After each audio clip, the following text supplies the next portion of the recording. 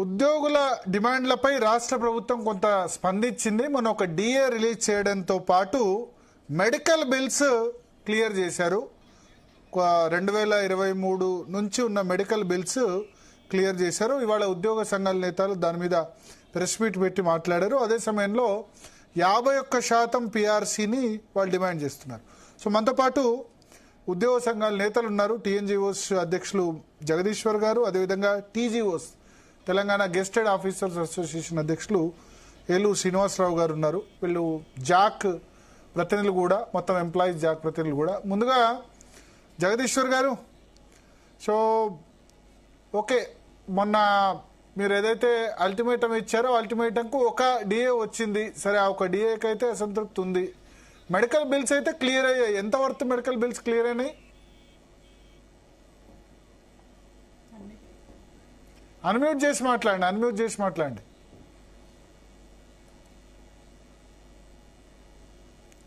జగదీశ్వర్ గారు అన్మ్యూట్ చేసి మాట్లాడండి. ఎస్, వినొస్తుంది, చెప్పండి. యాక్చువల్ గా ఒక డిఏ ఇచ్చిన, రెండో డిఏ కూడా మనకు విడుదల చేస్తానని చెప్పిండ్రు. కాకపోతే 6 నెలల తర్వాత రాయడం జరిగింది. కాకపోతే ఇప్పుడే జీవో ఇవ్వమని చెప్పాం. ప్రభుత్వం కూడా మళ్ళా పునఃపరిశీలిస్తుంది. దాన్ని కూడా ఇప్పుడే జీవో ఇచ్చుకుంటూ తర్వాత 6 నెలల తర్వాత ఇంప్లిమెంట్ చేయాలని మేము కోరినాం. ఒక డిఏ కాదు, చాలా సమస్యలు ఇలా పరిష్కార మార్గంగానే 50 డిమాండ్లో 16 డిమాండ్లు దాదాపు పరిష్కారమైనవి. ఈహెచ్ఎస్ హెల్త్ కార్డు కూడా వాస్తవానికి చాలా ఇంపార్టెంట్ ఎంప్లాయీస్ కు. మన గతంలో తీసుకున్న జీవో 186 ను ఆధారం చేసుకుని దాన్నే యాజిటీజ్ గా ఇంప్లిమెంట్ చేసేసి ఇలా ఉద్యోగ సంఘాలకు ఒక ఊరటనిచ్చిన మాట వాస్తవం. ఇలా కొన్ని డిపార్ట్మెంట్ అర్ధగణాంక శాఖలో 166 మందిని ఇవాళ క్యాడర్ స్ట్రెంత్ పెంచడం, అలాగే ఐసీడీఎస్ లో 115 మంది క్యాడర్ స్ట్రెంత్ పెంచడం. ఇవాళ హెల్త్ మన ఇవాళ ఫైనాన్స్ లో వాస్తవానికి మొత్తం మన మెడికల్ బిల్ కూడా క్లియర్ చేయడం జరిగింది. దాదాపు మొత్తం క్లియర్ అయినాయి. అలాగే త్వరలో మన జీపీఎఫ్ కూడా క్లియర్ చేస్తా అని ప్రభుత్వం చెప్పింది. Finance principal secretary medical bills మొత్తం క్లియర్ అయిపోయినాయా? మొత్తం క్లియర్ అయినాయి. ఎప్పటి వరకు ఉన్నవి? ఆల్రెడీ క్లియర్ అయిపోయింది మొత్తం. ఎప్పటి నుంచి పెండింగ్ లో ఉండే? చాలా రోజుల నుంచి పెండింగ్ ఉన్నాయి. అంటే దాదాపు సంవత్సరం నుంచి పెండింగ్ లో ఉన్న బిల్స్ అన్ని క్లియర్ అయినాయి. తర్వాత నెక్స్ట్ స్టెప్ లో జీపీఎఫ్ మొత్తం అమౌంట్, ఎందుకంటే ఆ జీపీఎఫ్ మేము దాచుకున్న డబ్బులు, మీరు దాచుకున్న డబ్బులు మీకు ఇవ్వడానికి ప్రభుత్వం ఏంది. కానీ సరే, మెడికల్ బిల్స్ అంటే ఓకే, జీపీఎఫ్ అది ఇవ్వాల్సిందే కదా. ఇవ్వాలి కానీ ఇస్తలేదు కదా. గత ప్రభుత్వం నుంచి స్టార్ట్ అయితే ఈ ప్రభుత్వం కూడా పెండింగ్ లో ఉన్నాయి కదా. ఇవ్వకుండా మెడికల్ బిల్స్ ఎంత క్లియర్ అయినాయి? 180 కోట్లు, దాదాపు 180 కోట్లు అయింది. దాదాపు 200 దాకా ఉండొచ్చు. మనం అప్పుడు ఆ రోజు చర్చలో కూడా రిక్వెస్ట్ చేసాం, ఎందుకంటే చాలా మంది ఇబ్బంది పడుతున్నారు ఆరోగ్యాన్ని. మీరు అటు ఆరోగ్యశ్రీ పనిచేస్తలేదు ఎంప్లాయీస్ కి, ఆరోగ్యశ్రీ అంటే ఎంప్లాయీస్ హెల్త్ స్కీమ్ ఈహెచ్ఎస్ పనిచేస్తలేదు, ఇంకోవైపు వాళ్ళు పెట్టుకున్న మెడికల్ బిల్స్ ఇస్తలేరు, ఎట్లా అని చెప్తే మొత్తానికి ఆ రోజు మన చర్చ కొంచెం ఫలించినాయి. మీ డిమాండ్లు ఫలించి ప్రభుత్వం రెస్పాండ్ అయింది. 100% మన ఛానల్లో మాట్లాడిన మాటలు కూడా ప్రభుత్వం సీరియస్ తీసుకుంది. ముఖ్యమంత్రి గారు కూడా నేను ఏవి ఇయ్యలేని పరిస్థితిలో అని చెప్పిన సందర్భంలో మీరే అప్పుడు డిబేట్ తీసుకున్నారు. మరి అందులో ఆలోచించి మరి ఉద్యోగ సంఘాల న్యాయమైన డిమాండ్లు మా ఉద్యోగులను ముఖ్యమంత్రి గారు మళ్ళీ ఆలోచించి ఒక డిమాండ్ కమిటీ వేసేసి ఇవాళ డిఏ ఇవ్వడం జరిగింది. అలాగే ఈహెచ్ఎస్ అమలు చేసిండు, క్యాడర్ స్ట్రెంత్ పెంచారు, 12.5 ఇలా సెక్రటరియట్ ఎంప్లాయీస్ కు వాళ్ళకి పోవడానికి కూడా ఆస్కారం ఇవ్వడం జరిగింది. చాలా సమస్యలు, ఇంకా చిన్న చిన్న సమస్యలు బాగా ఉన్నాయి. మా ఉద్యోగులది పెండింగ్ ఉన్న రికగ్నేషన్ కూడా ఇవ్వడం జరుగుతుంది. అలాగే మా ప్రాపర్టీ ట్యాక్స్ కూడా వాస్తవానికి ఉద్యోగ సంఘ నాయకుల బిల్డింగ్ లకు కమర్షియల్ ప్రాపర్టీ ట్యాక్స్ ఉంటుంది, దాన్ని కూడా ఇలా ఇవ్వడం జరుగుతుంది. కాబట్టి ఇలా ప్రభుత్వానికి, గౌరవ ముఖ్యమంత్రి గారికి, అలాగే డిప్యూటీ ముఖ్యమంత్రి గారికి ఇలా కృతజ్ఞత తెలియజేస్తున్నాం. అలాగే ఫైనాన్స్ ప్రిన్సిపల్ సెక్రటరీ సుల్తానియా గారికి కూడా కృతజ్ఞత తెలియజేస్తున్నాం. ఇలా ఉద్యోగులుగా, మేము ఉద్యోగ సంఘ నాయకులుగా మంచి అంటే మంచి చెప్తాం. మా ఉద్యోగులకు ఏమైనా ప్రాబ్లం వస్తే ఇలా ముఖ్యమంత్రి గారిని అడుగుతాం, ఇలా మంత్రి మండలిని అడుగుతాం. మరి ఇలా అప్పుడు అడిగినప్పుడు చాలా సమస్యలు పరిష్కార మార్గమైనవి, ఇంకా పరిష్కరించవలసి ఉన్నాయి. మరి ఇలా పిఆర్సీ కూడా అమలు చేయాలి. ఇంకో డిఏ ఇచ్చేసి మిగతా డిఏలు పిఆర్సీ లో కలుస్తాయి కాబట్టి 50% పెట్టమెంట్ చేయాలని మీరు అలా ఇలా కార్యవర్గ 51% ఫిట్మెంటా? మనం కోరుతాం 51 అంటే మనం బార్గెనింగ్ వస్తుంది కదా. 3% డిఏ ఇచ్చేందుకే 30 నెలలు పడుతుంది. 51% ఫిట్మెంట్ సాధ్యమేనా? మీరు ఆచరణ సాధ్యమేనా అడుగుతుంది. అడగంది అమ్మాయినా పెట్టదు, మనమే తక్కువ అడుగుతాం, మళ్ళీ వాళ్ళు ఇంకా తక్కువ వేసే ఆస్కారం ఉంటుంది కదా. గతంలో కూడా అదే పరిస్థితి ఉంటుండే. ఏలూరు శ్రీనివాసరావు గారు కూడా నవ్వుతున్నారు 51% ఫిట్మెంట్ ఏంటన్నట్టు. నవీన శ్రీనివాసరావు గారు 3% డిఏకే ఇంత తిప్పలు పడుతున్నారు. 51% ఫిట్మెంట్ మీరు అడిగితే గవర్నమెంట్ మా ఎంప్లాయీస్ గా మా రైట్ పనిచేసిన కాలానికి శాస్త్రీయంగా central government consumer price index లెక్కల ప్రకారం మాకు అంత వస్తుందని మేము లెక్క శాస్త్రీయంగా నిరూపించి అడిగాము. ప్రభుత్వం వాటి మీద చూసి కొంత అటు ఇటుగా నిర్ణయం తీసుకుంటది. మేము అడగటంలో తప్పలేదు కదా. అడగచ్చు, కొంచెం కోరిక కాదు. ప్రతి 5 సంవత్సరాలకి రాజ్యాంగబద్ధంగా మాకు రావాల్సిన హక్కుని ప్రభుత్వానికి శాస్త్రీయంగా నిరూపించి సబ్మిట్ చేశాం శివశంకర్ గారికి. ఇవ్వాల్సిన బాధ్యత ప్రభుత్వానికి ఉంది. ఆర్థిక ఇబ్బందులు ఉన్నప్పుడు దాన్ని పట్టి సూచిస్తారు అని. అంటే నేను అనేది ఏంటంటే ఇప్పుడు 3% డిఏ ఇచ్చేందుకు దాని ఇప్పుడు మళ్ళా 4 డిఏలు పెండింగ్ అయినా, ఇక ఇప్పుడు జూలైలో మళ్ళా 5 డిఏలు అవుతాయి. దానికి 3% చేయలేకుండా ఫైనాన్షియల్ పొజిషన్ ఉన్నవాళ్ళు 51% ఎట్లా చేస్తారు? 51 కాదు, నాకు తెలిసి 30% ఇచ్చి కూడా కష్టమే కదా. ప్రభుత్వం కూడా ఆర్థిక సంబంధమైన ఇబ్బందుల్ని అధిగమిస్తుంది. ఇప్పుడు రైతు భరోసా ఉంది, క్లియర్ ఒకేసారి 9,000 కోట్లు వేయగలిగారు. మాకు ఎలక్షన్ ఉంది కాబట్టి ఇచ్చారు, పంచాయతీ ఎలక్షన్ ఉంది కాబట్టి ఇచ్చారు. మాకు ఇక ఎలక్షన్స్ రాజకీయాలతో సంబంధం లేదు. నేను చెప్తున్నా, ఇవాళనే రంగారెడ్డి జిల్లా నేతలు ప్రెస్ మీట్ పెట్టి అక్కడ ఇవ్వలేదట, ఎందుకంటే అక్కడ ఎలక్షన్ లేదు రంగారెడ్డి జిల్లాలో, అర్బన్ ఏరియా కాబట్టి. లేదన్నా, మా పరంగా మాకు ఇచ్చిన డిమాండ్స్ లో ఇందాక జగదీష్ గారు చెప్పినట్టుగా ఉమెన్ వెల్ఫేర్ కావచ్చు, ప్లానింగ్ డిపార్ట్మెంట్ క్యాడర్ స్ట్రెంత్ కావచ్చు, 12.5 హెచ్ఓడి కోట కావచ్చు, నర్సింగ్ డైరెక్టరేట్ కావచ్చు, కొన్ని మాకు ఇచ్చిన మా జాయింట్ స్టాఫ్ కౌన్సిల్ ఇట్లాంటివన్నీ కూడా ప్రాసెస్ లో ఉన్నాయి. మాకైతే ఒక నమ్మకం ఉంది. అదే మా ప్రాథమిక సభ్యులకి ముఖ్యంగా కనపడేది, ఇమీడియట్ గా కనపడే బెనిఫిట్ డిఏలు, పిఆర్సి, పెండింగ్ బిల్స్ కూడా నిన్న డిప్యూటీ సీఎం గారు కావచ్చు, మా సుల్తానియా గారు కూడా చెప్పారు. సీఎం గారు ఇలా మాక్సిమం కంప్లీట్ అయ్యి అనుకుంటున్నాం. మెడికల్ బిల్స్ రేపు ఎల్లుంట్లో జీపీఎఫ్ అని కొడతా అంటున్నారు. ఇమ్మీడియట్ గా సప్లిమెంటరీ శాలరీస్ కూడా క్లియర్ చేస్తా ఉన్నారు. సప్లిమెంటరీ శాలరీస్ కూడా చెప్పారు. నెక్స్ట్ శాలరీ సప్లిమెంటరీ శాలరీస్ అంటే అది శాలరీ 1 or 2 days లేట్ అయినా, సబ్మిషన్ లో ఏమన్నా మిస్టేక్ టెక్నికల్ ప్రాబ్లమ్స్ వచ్చినా డైలీ రొటీన్ శాలరీ కూడా సప్లిమెంటరీగా పడుతుంది. ఇప్పుడు అది లేకుండా చేయమని చెప్పాము. ముందు పెండింగ్ క్లియర్ చేసిన తర్వాత అది కూడా లేకుండా చేస్తామని చెప్పి క్లియర్ గా డిప్యూటీ సీఎం గారు, ఫైనాన్షియల్ ప్రిన్సిపల్ సెక్రటరీ గారు సుల్తానియా కూడా చెప్పారు. మాకు కొంత నమ్మకం అంటే ఉంది. కొన్ని అవుతాయి, ఇంకా స్పీడ్ గా కావాలి. ఇవన్నీ కూడా క్లియర్ కావాలి. ఎలక్షన్ కాన్ఫరెన్స్ కొన్ని అంబిగ్యూటీ ఉన్నమాట వాస్తవమే. కొంత అవుతుంది కాబట్టి సంతృప్తిగా ఉన్నాం. మా ప్రాథమిక సభ్యులు మాత్రం ఏంటంటే ఇంకా 5 డిఏలు మళ్ళీ నెల వచ్చింది, వచ్చే నెల 5 డిఏలు అవుతున్నాయి, పెండింగ్ ఉన్నాయి. పిఆర్సీ పర్సెంటేజ్ రాలేదు, ఇంకా పెండింగ్ బిల్స్, మా రిటైర్మెంట్ ఎంప్లాయీస్ అన్ని ఉన్నాయి. అన్నింటినీ కూడా ప్రభుత్వం తోటి మేము అన్ని సామరస్యంగా సాధించుకుంటున్న నమ్మకం అయితే మాకు ఉందన్నమాట. జగదీశ్వర్ గారు, ఇప్పుడు మనం మొన్న ఎన్ని డిమాండ్స్ పెట్టారు మీరు? 53 52? 50 డిమాండ్స్ పెట్టాం. 57 దాదాపు 16 డిమాండ్లను వాళ్ళు మాట్లాడారు మాతోని. 57 52? 57 16 అయితే చేసిండ్రు. మిగతాయి కూడా డిస్కషన్లు ఉన్నాయి. 16 చేస్తామన్నారా? చేసేసిర్రు ఆల్రెడీ? చేసేసి దాదాపు ఇప్పుడు మా ఏలూరు శ్రీనివాసరావు చెప్పినట్టు నర్సింగ్ డైరెక్టరేట్ ఇలా పంచాయతీ గ్రామ పంచాయతీలను గ్రేడ్లను ఫిక్స్ చేసారు. గ్రేడ్ 1, 2, 3, 4 గా ఇంకా చాలా సమస్యలను మనం పరిష్కరిస్తున్నారు. వాళ్ళ దృష్టికి వచ్చేది 12.5 అంటే వాస్తవానికి సెక్రటరియట్ లో కోటా ఉంటది. జిల్లాల నుంచి వెళ్ళి హెచ్ఓర్లకు పోతారు, హెచ్ఓర్ నుంచి వెళ్ళి సెక్రటరియట్ పోతారు. గతంలో ఉండే ఆ సాంప్రదాయం కడియడం వల్ల జరిగింది. మరి అలా వాస్తవానికి పెండింగ్ బిల్స్ మనం 700 కోట్లు కొడుతున్నారు.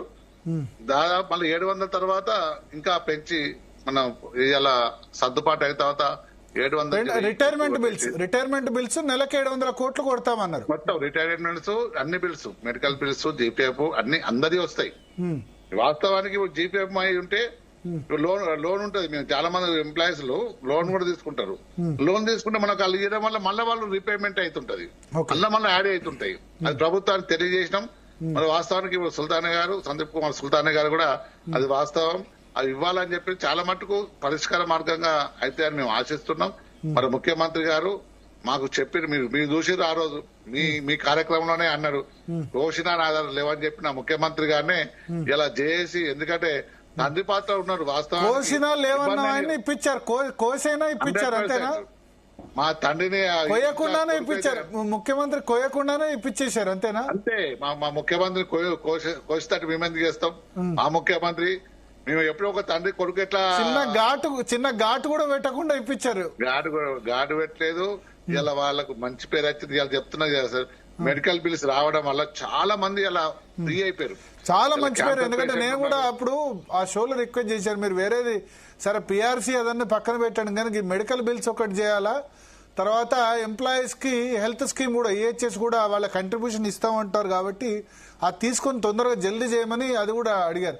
కానీ ఏంది మరి ఎంప్లాయీ హెల్త్ స్కీమ్ ఈహెచ్ఎస్ మీద ఇంకేం అడుగుపడలేదు ముందుకు? అడుగుపడండి.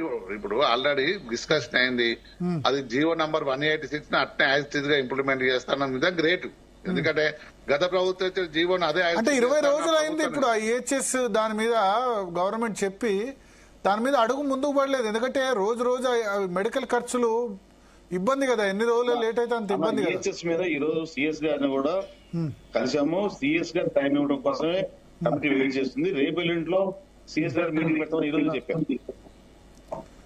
రేపెల్లింట్లో సిఎస్ తయారైంది. సిఎస్ గారు కొంచెం బిజీగా ఉండటం వల్లనే కొంత లేట్ అయింది. ఈరోజు సిఎస్ గారు స్వయంగా చెప్పారు 102 days లో ఈహెచ్ఎస్ మీద ఫైనల్ చేస్తామని. అంటే ఈహెచ్ఎస్ సంబంధించి విధి విధానాలు ఫైనలైజ్ చేస్తారా? కాదన్నా, మొడాలిటీస్ ఫైనల్ అవుతాయి. అదే విధి విధానాలు. ఆల్రెడీ విధి విధానాలు గత ప్రభుత్వంలోనే ఉద్యోగ సంఘాలు ఆఫీసర్స్ కమిటీ అప్పుడు చర్చించినాం. వాస్తవానికి మనం ఉద్యోగులలో ఒక 6 members ఉద్యోగ సంఘాలు, ప్రభుత్వం నుంచి చీఫ్ సెక్రటరీ గారు చైర్మన్ గా ఉంటూ 6 వేసేసి మొత్తం టోటల్ గా ఉద్యోగుల కాంట్రిబ్యూషన్ అది ప్రభుత్వ కాంట్రిబ్యూషన్ చేస్తే సంవత్సరానికి మా ఉద్యోగులు 400 కోట్లు అయితే ప్రభుత్వం కూడా 400 కోట్లు యాడ్ చేస్తే ఇలా 800 కోట్లు అయితే దానికి ఒక ట్రస్ట్ ఏర్పాటు చేసేసి ఆ ట్రస్ట్ ద్వారా మరి గత ప్రభుత్వాలు ఏం చేసినాయి, ఇవాళ మా డబ్బులని ఖర్చు పెట్టి తర్వాత ఖర్చు పెట్టకపోతే ఇబ్బంది అవుతుంది అని చెప్పి అలా మమ్మల్ని పెట్టేసి మేము 10 సార్లు మా అకౌంట్ చూసుకుంటాం, ఎన్ని పడ్డాయా లేవా, గవర్నమెంట్ పడ్డాయా, మా ఉద్యోగులు పడ్డాయా, ఇంకా ఎవరికైనా ఎక్కువ ట్రీట్మెంట్ అవసరం ఉంటాయి, ఇలా చాలా క్రానికల్ డిసీజెస్ వస్తున్నాయి, వాళ్ళకి ఎక్కువ అమౌంట్ అవసరం ఉంటే మన ఆల్రెడీ కమిటీకి అప్రోచ్ అయితే వాళ్ళకు కూడా ఇచ్చేటట్టు చేస్తామని ఇలా ప్రభుత్వానికి చెప్పినాం. గతంలో చాలా సార్లు చర్చించినాం. ఒకవేళ ఇలా ట్రస్ట్ పెట్టి మన కార్యక్రమాన్ని తీసుకుంటాం, ఒకవేళ ట్రస్ట్ లో ఇబ్బందికరంగా మారితే దాన్ని కూడా మనం సవరించుకోవడానికి ఆ ట్రస్ట్ కు అధికారాలు కూడా మన ప్రభుత్వాన్ని కూడా కోరినాం. ఓకే, అంటే ఇప్పుడు ఒకటి మీకు ఇప్పటి వరకు నెరవేరిన 17లో మోస్ట్ ఇంపార్టెంట్ ఒకటి ఈ 700 కోట్లు నెలకు రిలీజ్ చేయడం రిటైర్మెంట్ బెనిఫిట్స్. కానీ 700 కోట్లు చేసినా సరే మొత్తం రిలీజ్ చేయాలంటే 2-3 సంవత్సరాలు పడుతుంది బ్యాక్లాగ్. మన 700 కోట్లు ఇప్పుడు ఏమని చెప్పినాం, ఇప్పుడు 700 కోట్లు అయినా గ్రాడ్యువల్ గా పెంచుకుంటూ పోవాల్సిందే. ఒక 5-6 నెలల్లో 6 నెలల్లో మొత్తం క్లియర్ చేయమని చెప్పిన ప్రభుత్వానికి. మరి వాళ్ళు కూడా మొత్తం 8,000 కోట్ల పెండింగ్ లో ఉన్నాయి. దాదాపు 8,000 నుంచి 9,000 దాకా ఉండొచ్చు. ఇలా సిపిఎస్ ఉద్యోగులు కూడా చాలా మంది ఆందోళన ఉన్నది, వాళ్ళ కాంట్రిబ్యూషన్ కూడా అకౌంట్ లో పడతలేమని చాలా మంది ఇలా మాకు కాంప్లైంట్ చేయడం జరుగుతుంది. మరి రిటైర్డ్ అయిన వాళ్ళు, కొంచెం ఎక్స్పైర్డ్ అయిన వాళ్ళు కూడా వాళ్ళ అకౌంట్ లో పడతలేని చెప్పి అది కూడా ప్రభుత్వం దృష్టికి తీసుకెళ్తున్నాం. ఏది ఏమైనా ఒక స్పందన అయితే ప్రభుత్వం వచ్చింది. ఆ స్పందన ఇలా మాకు ఉద్యోగుల సంఘానికి హ్యాపీగానే ఉన్నాం. వాస్తవానికి ఇవన్నీ జాయింట్ సబ్ కౌన్సిల్ సమావేశం పెట్టి చీఫ్ సెక్రటరీ గారి దగ్గర కూర్చొని పెట్టి ఒక సమావేశం అయితే మా సమస్యలన్నీ చీఫ్ సెక్రటరీ గారికి విన్నవించుకుంటే అలా నెరవేర్చేటి మా ఉద్యోగుల ప్రాబ్లమ్స్ అక్కడ మాట్లాడుకొని చర్చించుకొని సమస్యలు పరిష్కరించుకుంటాం. ముఖ్యమంత్రిని కలిసారా మొన్న ఇప్పుడు డిఏ నిర్ణయం తర్వాత మీరు? యాక్చువల్ గా మీకు తెలుసు కొంచెం ఇబ్బందికరంగా మా కుటుంబంలో ఇబ్బందికరంగా ఆ రోజు మనం టైం తీసుకోలేకపోయినాం. ముఖ్యమంత్రి గారిని 3-4 రోజులలో కలుస్తామని చెప్పారు. మంచి చేసినప్పుడు మంచి మన ఉద్యోగ సంఘ నాయకులుగా మేము ఏ ప్రభుత్వం ఉంటే మీకు ఇంత ముందు కూడా చెప్పినాం. ఆ ప్రభుత్వ పథకాలు ముందుకు తీసుకుపోతాం. ఆ ఉన్న ప్రభుత్వం మా ప్రభుత్వాన్ని ఇలా నెంబర్ 1 స్థితికి తేవాలంటే ఇలా ఉద్యోగులే మరి ఉద్యోగులు కష్టపడి పనిచేస్తేనే మనకి ఇలా ఉద్యోగులకు ప్రభుత్వానికి మంచి పేరు వస్తుంది. మీకు తెలుసు దేశంలో ఒక సర్వేలో మన తెలంగాణ ఉద్యోగులు 2 గంటలు ఎక్కువ పని చేస్తున్నారు. ఇంకా మనం నెంబర్ 1 స్థానంలో మన ఉద్యోగులు 2 గంటలు ఎక్కువ పని చేస్తున్నారా మిగతా వాళ్ళకంటే? 100% 2 గంటల కన్నా ఎక్కువనే పనిచేస్తారు. చాలా మంది తెలియదు. ఇప్పుడు కూడా మీరు కొన్ని ఆఫీసులకు పోతే 8 గంటల దాకా మా వాళ్ళు పనిచేస్తుంటారు. ఇది మాది టీచర్లు అయితేనేమో టైం టు టైం చేస్తారు. ఒక ఎంప్లాయీ గవర్నమెంట్ అయినా ఎందుకు తిడుతున్నారు ఉద్యోగుల్ని? అయినా ఎందుకు ఉద్యోగుల మీద బయట వాళ్ళు నాన్ ఉద్యోగులు ఎందుకు తిడుతున్నారు? ఉద్యోగులు పని చేయట్లేదని ఎందుకు అట్లా అంటారు? కొన్ని చేయకూడని ఉంటాయి, కొన్ని పొలిటికల్ ప్రెషర్ ఉంటాయి. అన్ని చేయలేరు ఉద్యోగులు. వాళ్ళకు కానీ కూడా ఇలా వచ్చి మామూలు ఇబ్బందిగా పెట్టే సంఘటనలు కూడా చాలా ఉంటాయి.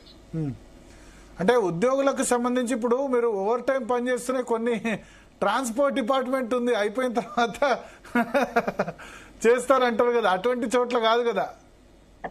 కొన్ని ఉంటాయి, అన్నిట్లలో ఉంటాయి. ట్రాన్స్పోర్ట్ రిజిస్ట్రేషన్లు ఇట్లా అంతా అయిపోయిన తర్వాత టైం అయిపోయిన తర్వాత చేసే అదే ఎక్స్ట్రా టైం, అది అట్లా కాదు కదా. అదట్లా కాదు. మీరు చూస్తుంటది ఆన్లైన్ కాబట్టి 5 గంటలకే క్లోజ్ చేస్తారు. చాలా మంది రెవెన్యూ ఆఫీస్ లో మొత్తం డ్యూటీ చేస్తూనే ఉంటారు. ఇలా పంచాయతీరాల్లో కూడా చూస్తుంటారు. ఇలా పంచాయతీ సెక్రటరీకి మొత్తం లేస్తే సాయంత్రం రాక ఏదో పని ఉంటది. ఆయన పని గంటలతో సమానం ఉండదు. ఆయన అన్ని చేస్తాడు. ఊళ్ళో ఎవరైనా చనిపోయినా బతికినా చేసినా అన్ని చేస్తాడు. ఓకే, సో అట్లా ఉంది. ఏలూరు శ్రీనివాసరావు గారు, సో ఇప్పుడు 15 డిమాండ్స్ ఉన్నాయి. ఇక ఈ 35 డిమాండ్స్ నెరవేర్చని వాటిలో మేజర్ డిమాండ్స్ ఏమున్నాయి? మేజర్ గా ఉన్నది 317 కూడా 317 సిపిఎస్, కొన్ని డిపార్ట్మెంట్ లో ఏకీకృత సర్వీసు, కొన్ని పాలసీ మ్యాటర్ ఉన్న డిమాండ్స్ ఉన్నాయి. ఏ టీఎస్జీలు ఇంట్రెస్ట్ రేట్ తగ్గిమంటాం, ఇట్లాంటివన్నీ కూడా కన్సర్న్ డిపార్ట్మెంట్ కి హెచ్ఓడీలు లెటర్ రాయడం జరిగింది ఆల్రెడీ. కానీ వాటి ప్రాసెస్ ఒక్కటొక్కటి అవుతుంది. వీటి మీద కూడా మేము నిరంతరం ఆఫీసర్స్ కమిటీ కలుస్తూనే ఉన్నాం. నిన్న కూడా నవీల్ మిట్ కలిసి టోటల్ గా మన 57 డిమాండ్లే కాకుండా 215 ఇచ్చాము. వాటి మీద కూడా డీటెయిల్ రిపోర్ట్ ఏది సాధ్యమవుతుంది, ఏది సాధ్యం కాదు డిపార్ట్మెంట్ పంపిస్తాం.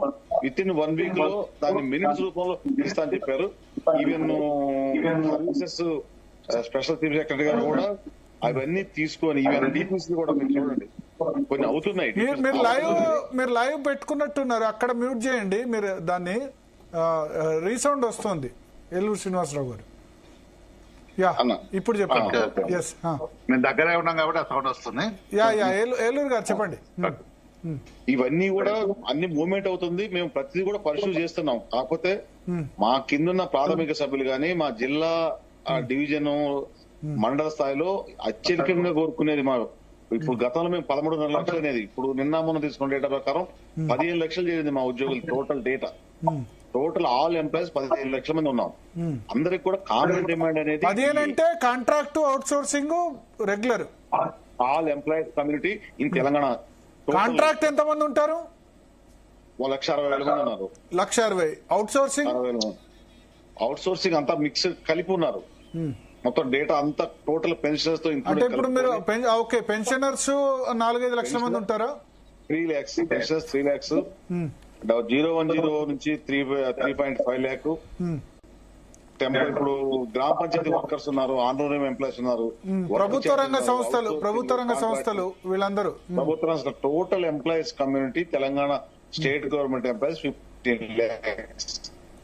Okay, as per finance department salary pay చేసేది అది ఆనరోరియం కావచ్చు, శాలరీ కావచ్చు, వేతనం కావచ్చు, జీతం కావచ్చు, టోటల్ ఎంప్లాయీస్ 15 lakhs కుటుంబాలు మాది.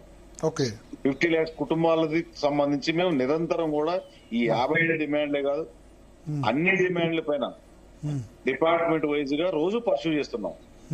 కాకపోతే మా ప్రాథమిక సభ్యులందరూ కూడా ఇమ్మీడియట్ గా డిఏ పెరిగితే ఫైనాన్షియల్ బెనిఫిట్ జరుగుతుంది, పిఆర్సీ వస్తే ఫైనాన్షియల్ బెనిఫిట్ జరుగుతుంది, పెండింగ్ బిల్స్ మాకు వస్తే కొంత ఆర్థికంగా వెసులుబాటు కలుస్తుందనే ఆలోచన పెద్ద మొత్తంలో ఉంటుంది. అవి కాకుండా కూడా అసోసియేషన్ సంబంధించిన ఇష్యూస్ కానీ, డిపార్ట్మెంట్ రీఆర్గనైజేషన్ కానీ, జిల్లాల క్యాడర్ స్ట్రెంత్ కానీ, ఈ జనరల్ ట్రాన్స్ఫర్స్ కానీ, ఎలక్షన్ ట్రాన్స్ఫర్స్ కానీ చాలా ఉన్నాయి. ఒకటి కాదు, రకరకాల అదే కాకుండా రెసిడెన్షియల్ స్కూల్స్ లో ఉన్న టీజీటీలు వాళ్ళ అక్కడ ఉన్న కాంట్రాక్ట్ ఎంప్లాయీస్ కావచ్చు, ఆ రెసిడెన్షియల్స్ కొత్తగా వచ్చిన కాలేజెస్ లో ఎంప్లాయీస్ కావచ్చు, అదే విధంగా ఎడ్యుకేషన్ డిపార్ట్మెంట్, ఉస్మాన్ యూనివర్సిటీ లాంటి చాలా డిమాండ్స్ ఇవన్నీ కూడా ప్రాసెస్ లో ఉన్నాయి. ఇమీడియట్ గా ఒక్క రోజులు అయ్యే కావు.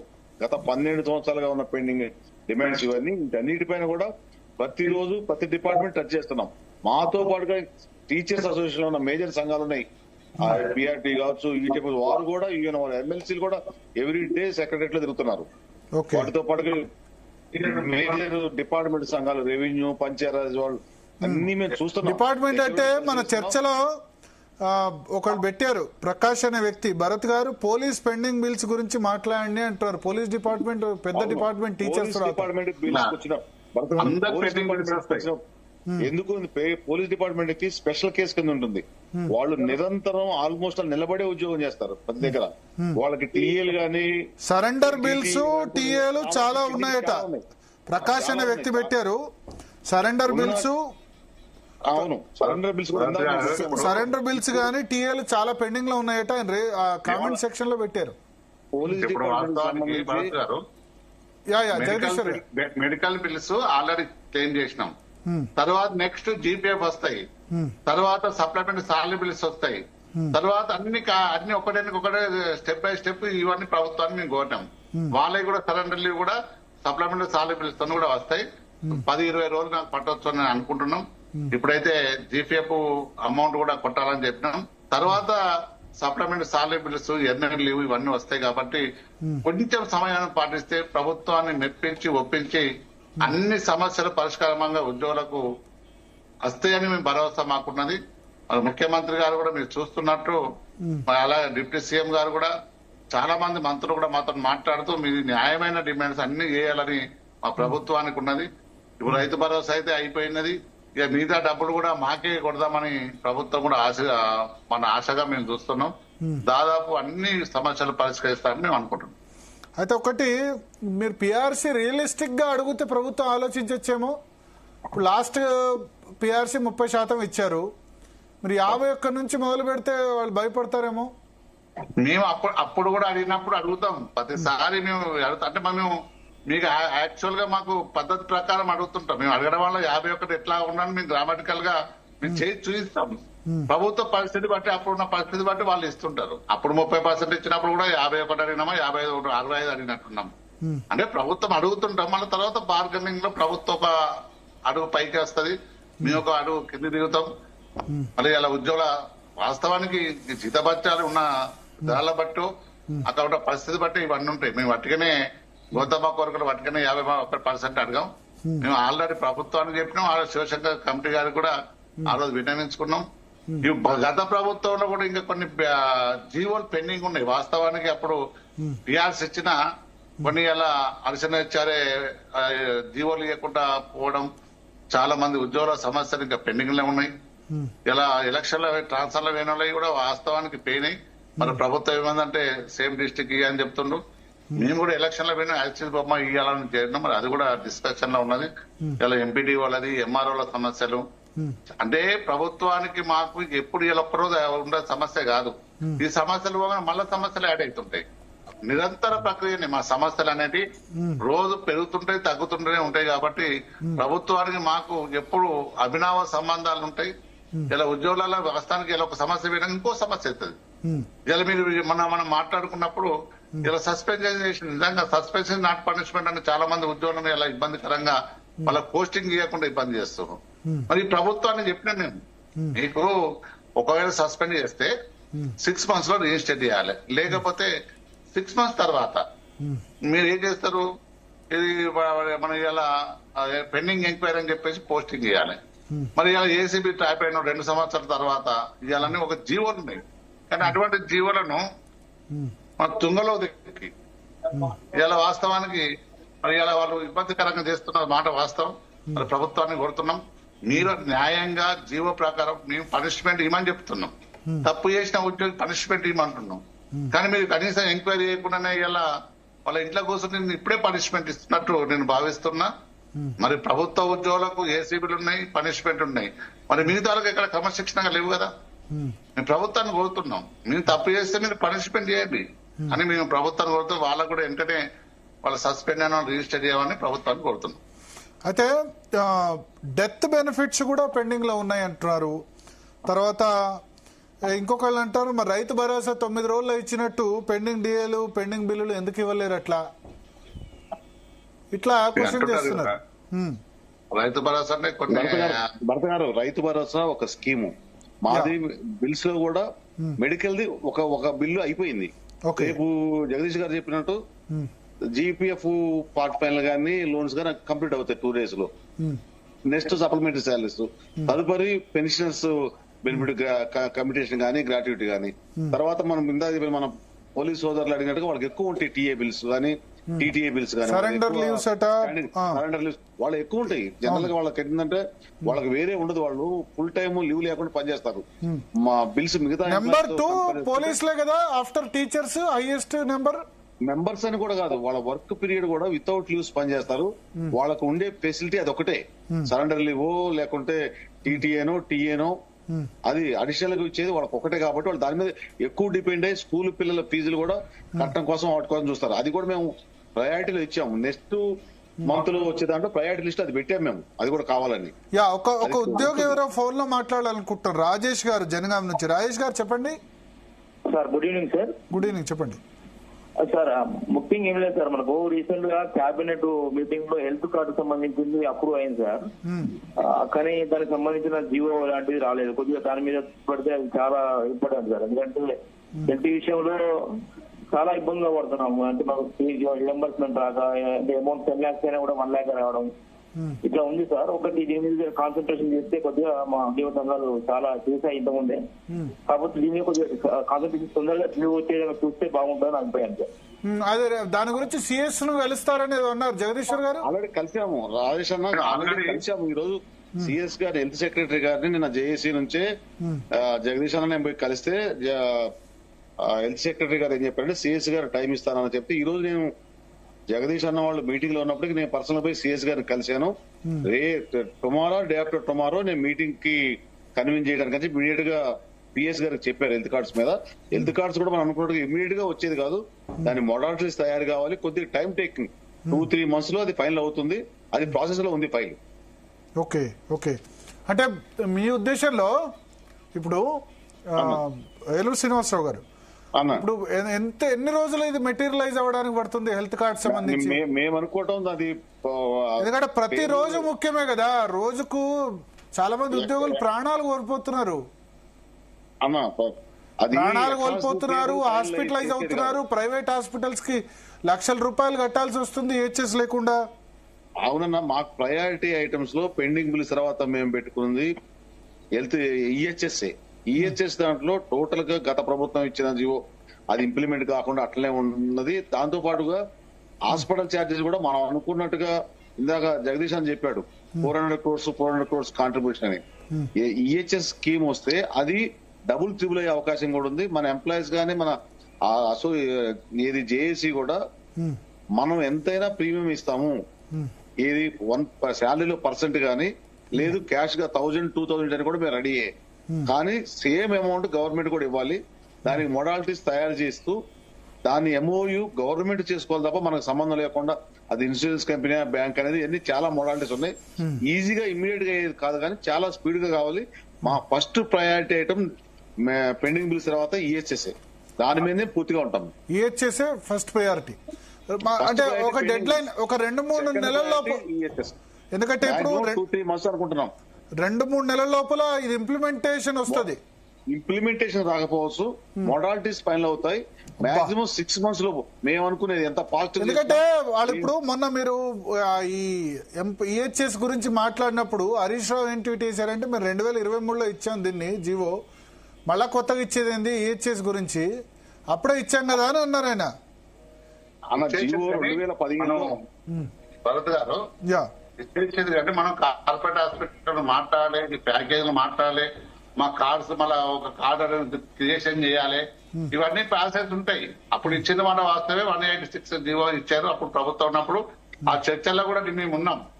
కాకపోతే ఇప్పుడు మళ్ళీ అవన్నీ కూర్చొని విధి విధానాలు ఎట్లా చేస్తే బాగుంటుందని ప్రభుత్వంలో మన ఉన్న చీఫ్ సెక్రటరీ గారి ఆధ్వర్యంలో మరి హెల్త్ మినిస్టర్ గారు కూడా దానిలో ఉంటారు, మరి హెల్త్ సెక్రటరీ గారు కూడా ఉంటారు. కాబట్టి వాళ్ళు మేము పోయినప్పుడు చీఫ్ సెక్రటరీ గారిని కోరినాం, త్వరలోనే ఒక సమావేశం ఏర్పాటు చేస్తామని చెప్పారు. మరి ఇప్పుడు వాళ్ళు కొంచెం బిజీలో ఉన్నట్టున్నారు. 2-3 రోజుల్లో మేము ఈ సమావేశాన్ని ఏర్పాటు చేసుకుని అతి తొందరలోనే ఈహెచ్ రావడానికి సహకరిస్తాం. మరి ఇలా ప్రభుత్వం కూడా మనకు సహకరించవలసిందిగా మేము కోరుతాం. ఒక నిర్మల్ నుంచి ఒక కాలర్ ఉన్నారు, నిర్మల్ నుంచి ఎవరు మాట్లాడాలనుకుంటారు మీతో?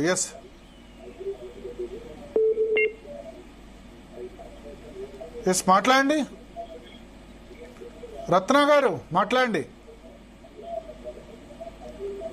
రత్న గారు పిసిఆర్ కాలర్ ఉన్నారా లైన్ లో?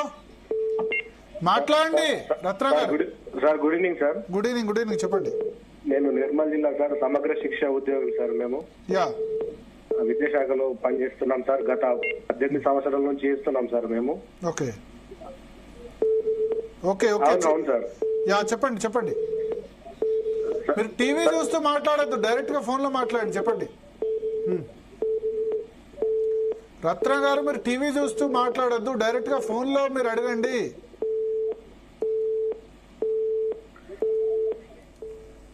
యా సో ఆయన ఏదో సమగ్ర శిక్ష అభియాన్ సంబంధించి ఏదో అడగబోతున్నారు, మీకు అర్థమై ఉంటది. జగదీశ్వర్ గారు ఏంటి వాళ్ళ ఇష్యూ? సమగ్ర శిక్ష అభిమానులు వాళ్ళ డిమాండ్స్ అలా కూడా పెట్టాం మన జేఎస్ లో. వాళ్ళు వాస్తవానికి వాళ్ళు సమ్మె చేయడం జరిగింది. ఆ సమ్మె కాలాన్ని కూడా వాళ్ళు మన అప్పుడున్న ఆర్థిక శాఖ మార్చులు అలాగే డిప్యూటీ సీఎం గారు వాళ్ళ సమ్మె కాలాన్ని కూడా జీతాలు ఇస్తామని చెప్పిండు. అది కూడా డిమాండ్ ఉంది. వాళ్ళకు కూడా జాబ్ గ్యారంటీ ఇవ్వాలని మన ప్రభుత్వాన్ని కూడా కోరుతున్నాం. మరి అది కూడా చర్చలకు వస్తుంది అని నేను అనుకుంటున్నాను. ఓకే సో అంటే ఓవరాల్ గా ఇప్పుడు 15 డిమాండ్లు అయినాయి, ఇంకా 30 డిమాండ్లు పెండింగ్ లో ఉన్నాయి. మెయిన్ డిమాండ్ పిఆర్సీ ఒకటి, ఎంప్లాయీస్ హెల్త్ స్కీమ్ 6 నెలల లోపల అమల్లోకి వస్తుంది. ప్లస్ రిటైర్మెంట్ బెనిఫిట్స్ ఒక 1 year లోపు క్లియర్ అవుతాయి. 1-2 years లోపు, 1.5 2 years కాదు కానీ ఇంకా తొందరగా చేయమని చెప్తున్నాం. 2 years అంటే బాగా అవుతుంది. అంటే ఇప్పుడు పాత వాళ్ళంతా క్లియర్ అయితే ఇప్పుడు వచ్చే వాళ్ళకు 2-3 నెలలు పడుతుందని నేను అనుకుంటున్నా. అలాగే మెయిన్ సమస్య సిపిఎస్ సమస్య కూడా మెయిన్ సమస్యనే ఉన్నది. ఇలా మరి అప్పుడు మేనిఫెస్టో పెట్టిన ప్రభుత్వాలు, గత ప్రభుత్వాలు, ఈ ప్రభుత్వాలు అందరు మా ఉద్యోగులను ఇలా ఇబ్బందికరంగా మాట్లాడుతుండ్రు. మరి ఆ సిపిఎస్ కూడా ఒక ఉద్యమాన్ని పెద్ద మొత్తాన్ని తీసుకుంటాం. మా ప్రభుత్వాలు కూడా కోరుతున్నాం. ఆ సిపిఎస్ ఉద్యోగంలో మరి మీరు పెట్టిన మేనిఫెస్టో పెట్టిన సిపిఎస్ కొన్ని రాష్ట్రాల్లో ఇప్పుడు ఇంప్లిమెంట్ చేస్తామన్నారు కదా, అవుతుందా? రాజస్థాన్, హిమాచల్ ప్రదేశ్, పంజాబ్ అవుతున్నాయా? 4 రాష్ట్రాల్లో ఉన్నాయని చెప్తున్నాం. నాకు కూడా కొంచెం ఏ రాష్ట్రంలో కాకపోతే 4 రాష్ట్రాల్లో కేరళనే ఉన్నది, హిమాచల్ ప్రదేశ్ ఉన్నది. నేను తర్వాత దాని గురించి మాట్లాడతా కానీ కాకపోతే 4 రాష్ట్రాలు అయితే ఇంప్లిమెంట్ అవుతున్నాయి. మన పాత పెన్షన్ విధానం అయితే వస్తుంది. అక్కడున్న ప్రభుత్వాలు, కొన్ని కమ్యూనిస్ట్ ప్రభుత్వాలు, వేరే ప్రభుత్వాలు, కాంగ్రెస్ ప్రభుత్వం కూడా చేసినట్టున్నది. మరి దాని విధి విధానాలు ఒకసారి చర్చించుకున్నాక మనం అందరూ పిలిచి మాట్లాడి ఏ రాష్ట్రానికి ఆ రాష్ట్రానికి అప్పుడు ఉన్నప్పుడు అసలు తెలంగాణ ఏర్పడిన తర్వాత ఆ సిపిఎస్ ఉండాలా వద్దా అనేది అప్పుడు చర్చించింది. కానీ అప్పుడు కూడా మాట్లాడలేని పరిస్థితి. కానీ దాన్ని కూడా మరి ఇలా మన పాత పెన్షన్ విధానం కొనసాగితే ప్రభుత్వాలు చర్య తీసుకోవాలి. మరి కేంద్ర ప్రభుత్వం కూడా ఏదో ఒక రకంగా ఆలోచిస్తున్నట్టు తెలుస్తుంది కానీ అది కూడా ఇంకా క్లారిటీ లేదు. కాబట్టి మన రాష్ట్ర ప్రభుత్వం, మన ముఖ్యమంత్రి రేవంత్ రెడ్డి గారు ఆ రోజు పాదయాత్ర పోయినప్పుడు మేము పాత పెన్షన్ విధానం కొనసాగిస్తామని చెప్పి మేనిఫెస్టో పెట్టిండు. మన శ్రీధర్ బాబు గారు కూడా ఆ రోజు మేనిఫెస్టో తయారు చేసేటో క్రియాశీలకంగా ఉన్నారు. కాబట్టి దాని గురించి చర్చించి పాత పెన్షన్ విధానం కొనసాగించేటట్టు మనం చర్య తీసుకోవాల్సిందే కోరుతున్నాం. ఓకే థ్యాంక్ యూ జగదీశ్వర్ గారు, ఏలూరు శ్రీనివాసరావు గారు. మొత్తానికి ఉద్యోగులకు సంబంధించి ఒక ఇంపార్టెంట్ ఏంటంటే మెడికల్ బిల్స్ పెండింగ్లు ఏవైతే ఉన్నాయో అవి రిలీజ్ అయ్యాయి. ఇక ఈహెచ్ఎస్ కు సంబంధించి, ఎంప్లాయీ హెల్త్ స్కీమ్ సంబంధించి మొడాలిటీస్ అంటే విధి విధానాలు మరో 1-2 నెలల్లో ఖరారయ్యే అవకాశం ఉంది. 6 నెలల్లో ఇది పూర్తి స్థాయిలో అమల్లోకి వస్తుందని చెప్తున్నారు. ఇక పిఆర్సీ డిమాండ్ అయితే ఉంది. 51% పిఆర్సీ ఖచ్చితంగా అడుగుతామని ఉద్యోగ సంఘాలు చెప్తున్నాయి. 2-3 రోజుల్లో ముఖ్యమంత్రి రేవంత్ రెడ్డిని కూడా కలుస్తామని చెప్తున్నారు స్పందన. సో మొత్తానికి ఎంప్లాయీస్కి సంబంధించి అయితే వాళ్ళైతే 15 డిమాండ్స్ నెరవేరాయంటారు 57 డిమాండ్స్లో. మనం అప్పుడు క్యాబినెట్ మీటింగ్ ముందు కూడా మనం చర్చకు తీసుకున్నాం. ఈ 20 రోజుల్లో 15 డిమాండ్స్ నెరవేరాయి. కొంత హ్యాపీగానే ఉన్నామని చెప్తున్నారు. బట్ మెయిన్గా మనకు వస్తున్న కామెంట్స్ పిఆర్సీ డిఏలు ఒకటి కాదు, కనీసం ఇంకా 2-3 అన్న ఇవ్వాలి అంటున్నారు. అయితే ఒక బ్రేకింగ్ న్యూస్ అంతోంది. వైఎస్ విజయమ్మ